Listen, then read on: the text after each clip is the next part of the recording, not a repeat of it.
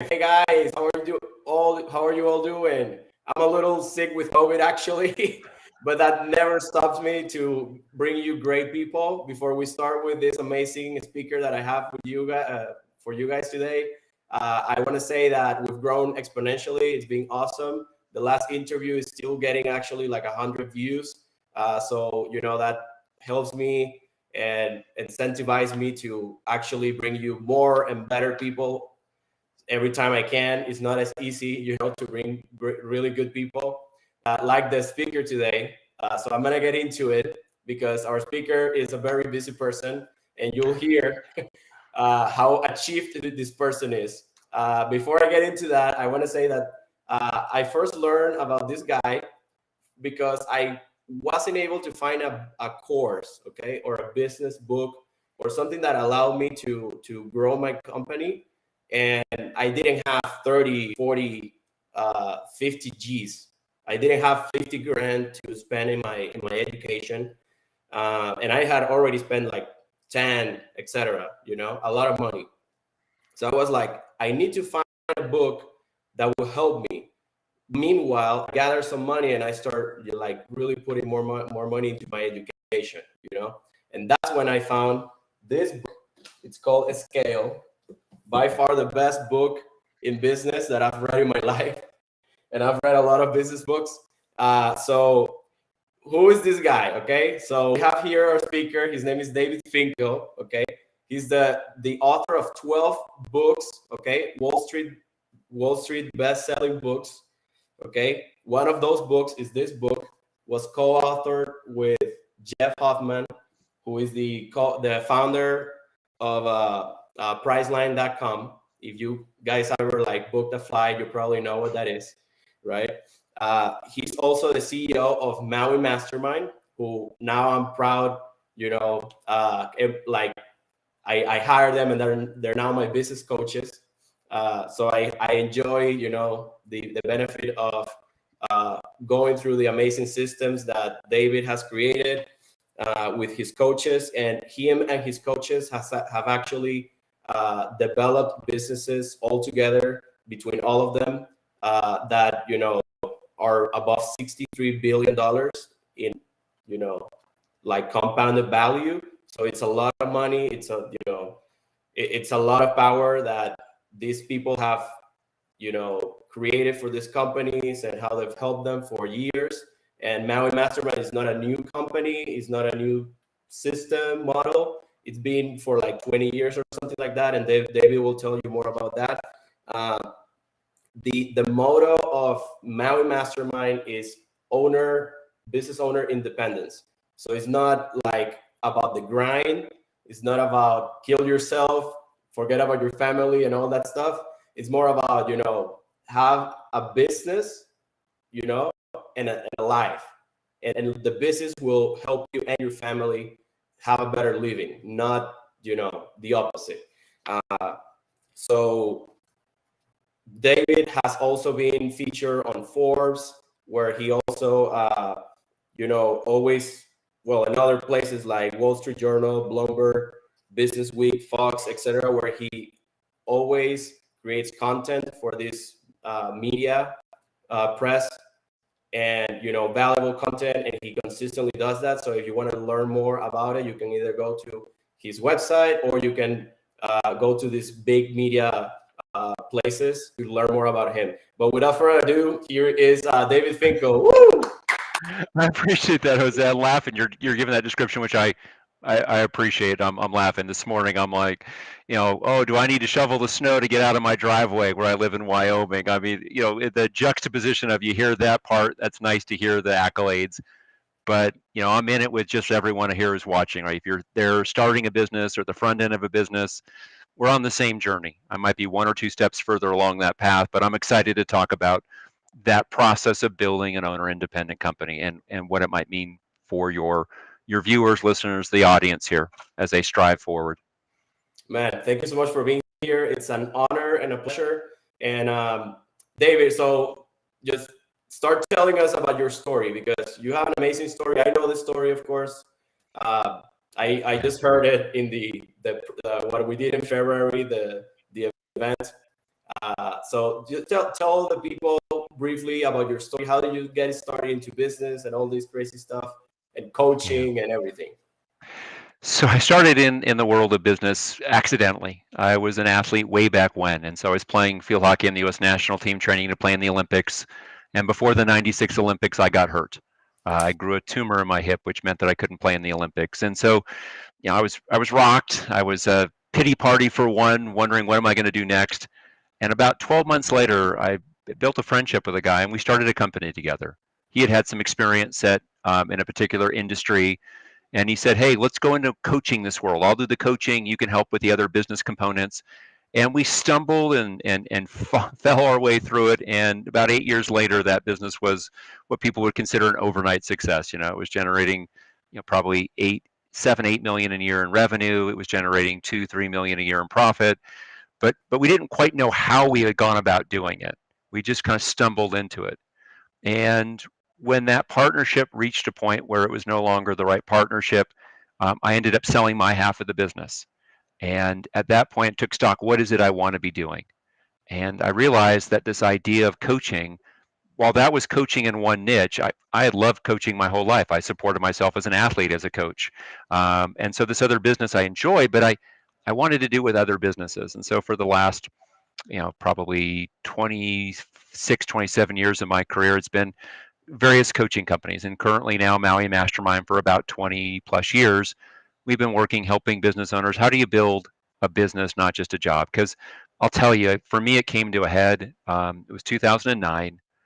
I had two companies at that point. One was doing fairly well. One was really struggling because of what had happened with the great financial recession.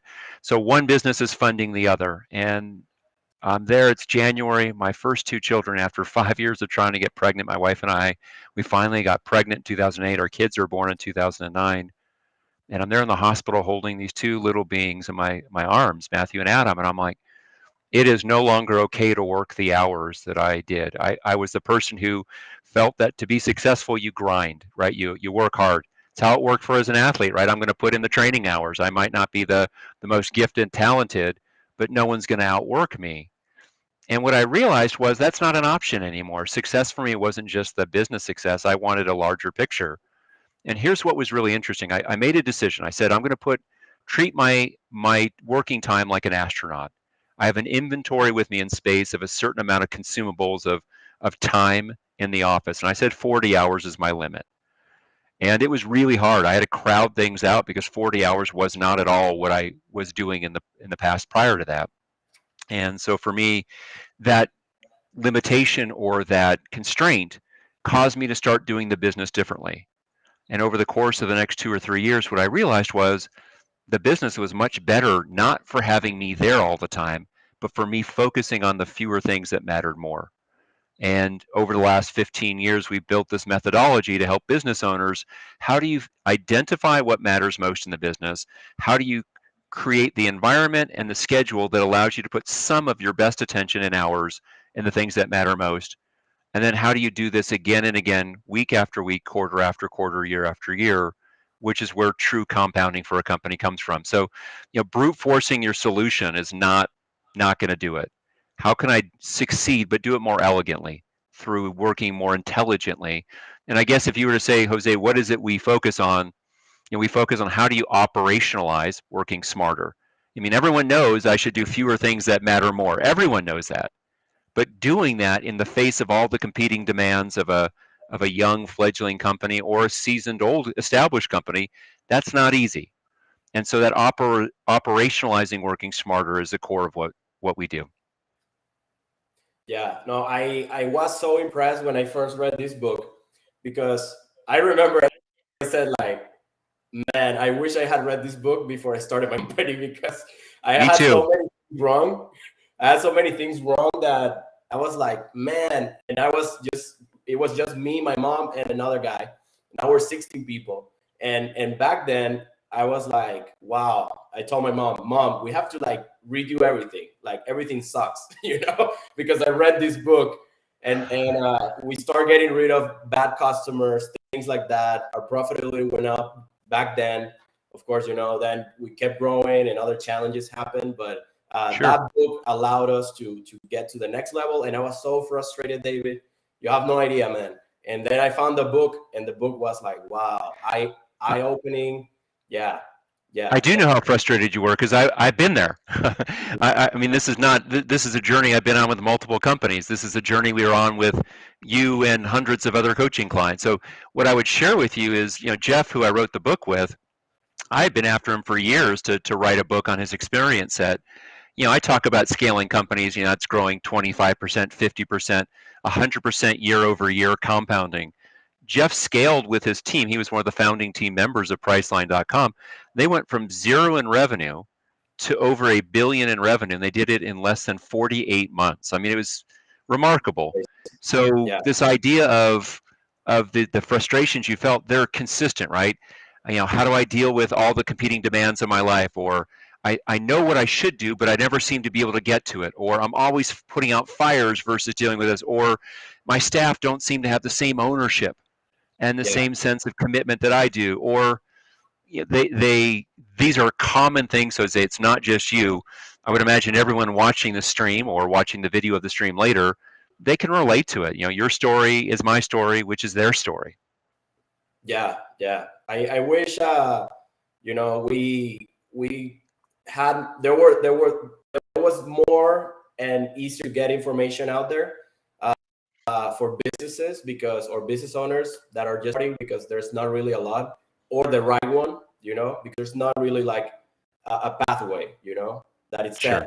for success. So David, I have a question. You have so many books, man. You have 12 books.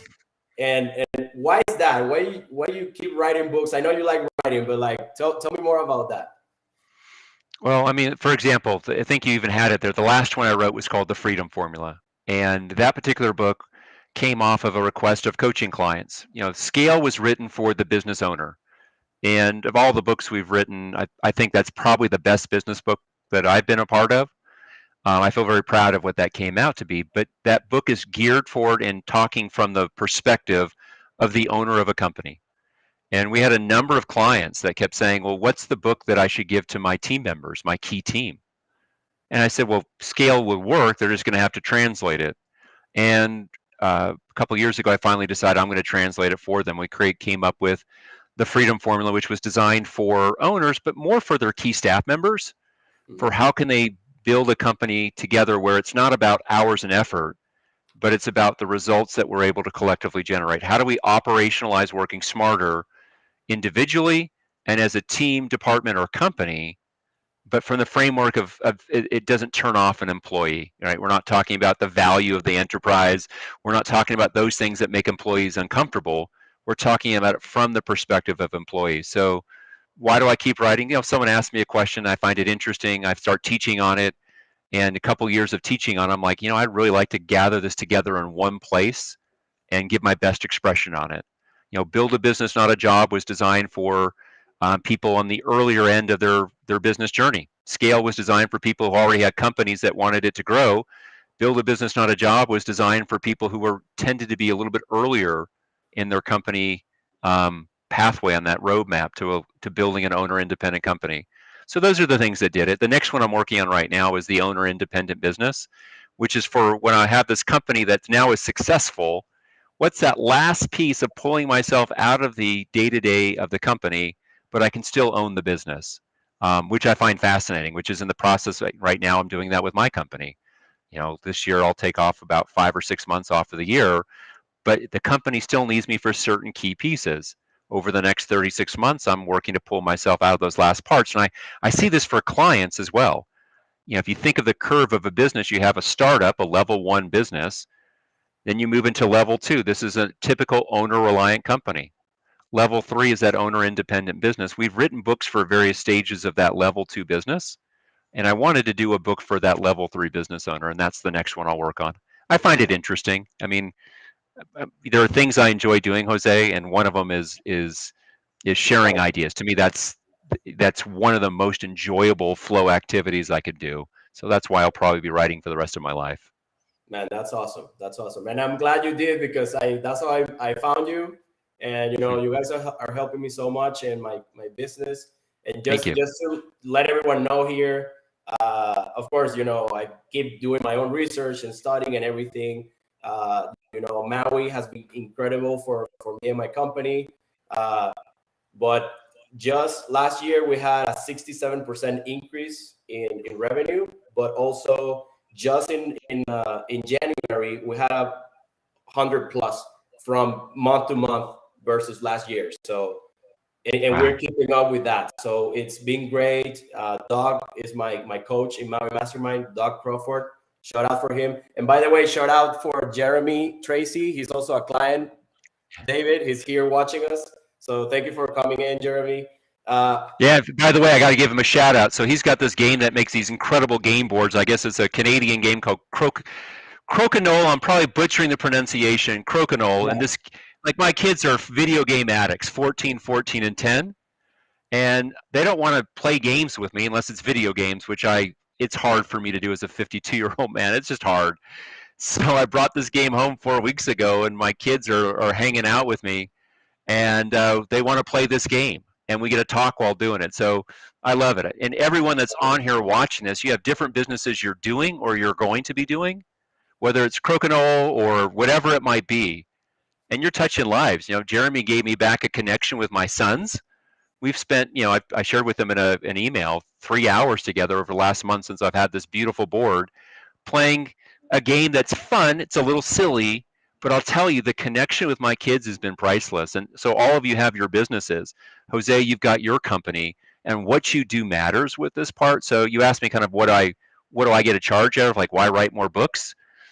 I love hearing the stories. You're sharing 100% growth month over month in January to start the year off, or 67% last year. I'll make sure I circle back with Doug and tell him well done as your Maui coach. That makes me feel jazzed, like I'm ready to do more. That's great.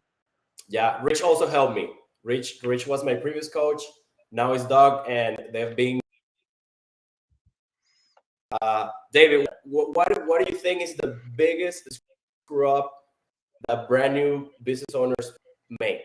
The biggest Yeah. screw up.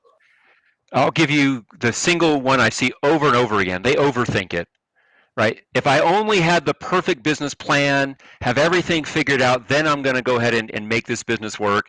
No one knows what their business is going to be until they get out there to customers and start selling. When you start to sell, you see what people respond to, and you change, you adapt, you adjust. Way too many people spend too much time planning and thinking. How can you get out there on the cheap and start selling your product or service?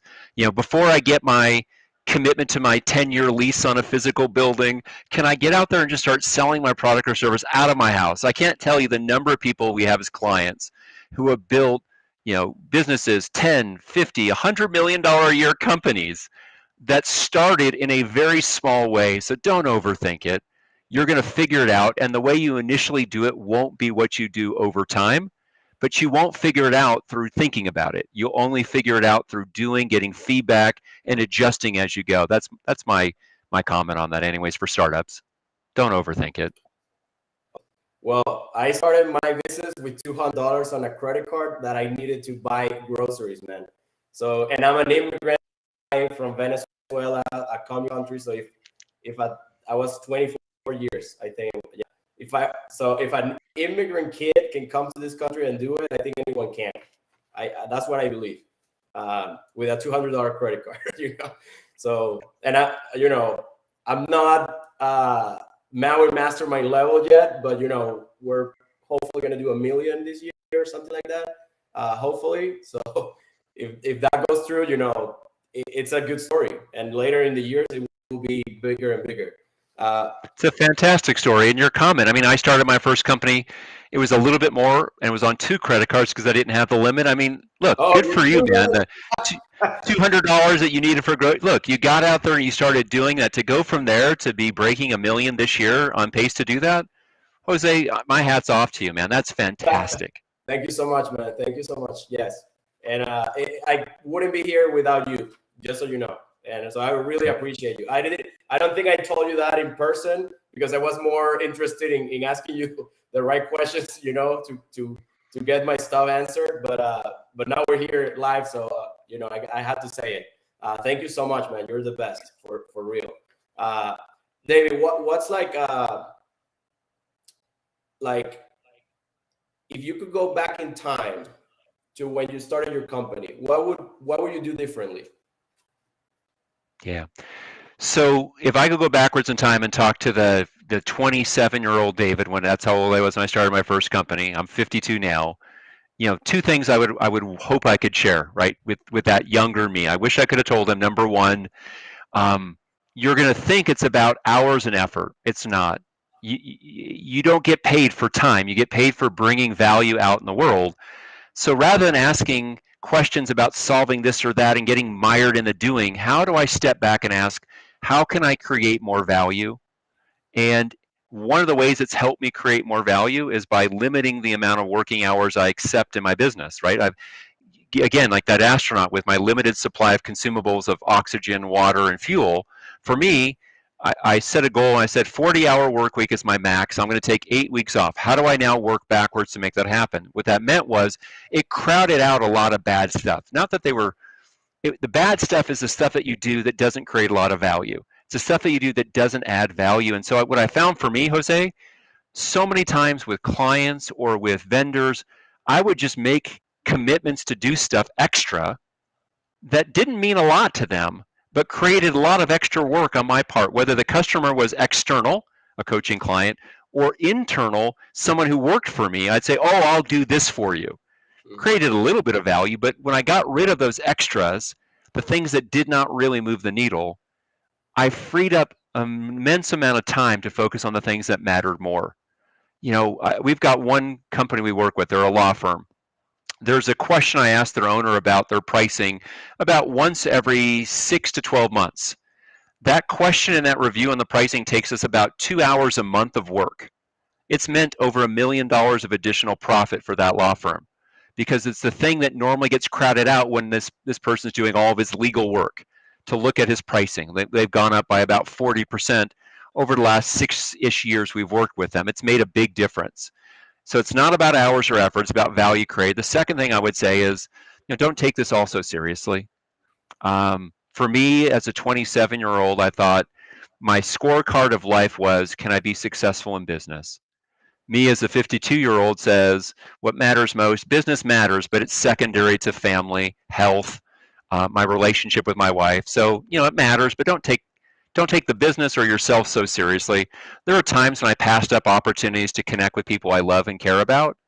Some relationships that are gone now that I don't have, that I really wished I would have prioritized difference in the first probably 5-ish years of business. I just didn't know any better. I was young and dumb. Nice. We have other successful people that they've been in our webinars and here with us, Sure. And they said that. And I think it's because once you hit a level of success that you're like, man, I never thought I was going to get here. Maybe that's what happened to you. I don't know.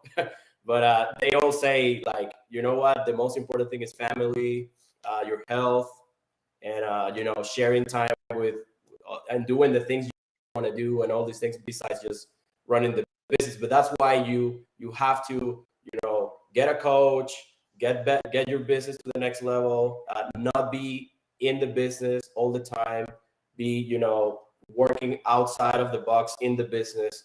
And Doug Crawford is always telling me, Jose, you need to put your focus day and your focus time. You're not doing it and all that stuff. And he's super. Well, let me touch on that because I know we don't have a lot of time that we have together, but let me give one more really important takeaway, Jose, for people here.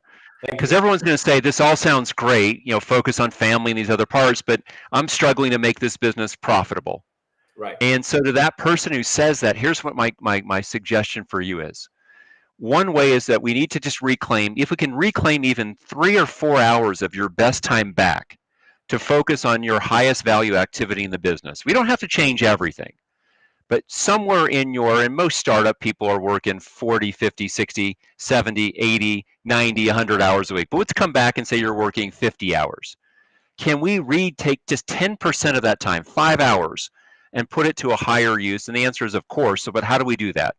2 ways to do that. Number one is we call it focus days.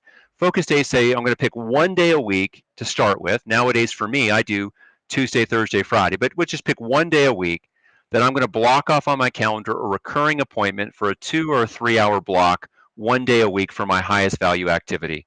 So maybe I say every Thursday from 8 to 11 o'clock, I'm going to give myself that 3 hour block. The day before, I'm going to actually plan out what will I do that's the highest value for the business during that time. That's not a time to go get caught up on my email. That's not a time to return phone calls that are ordinary value. That's a time for me to do 1 or 2 things that has the highest value. Maybe that's calling 5 prospects that are my highest value prospects to go after.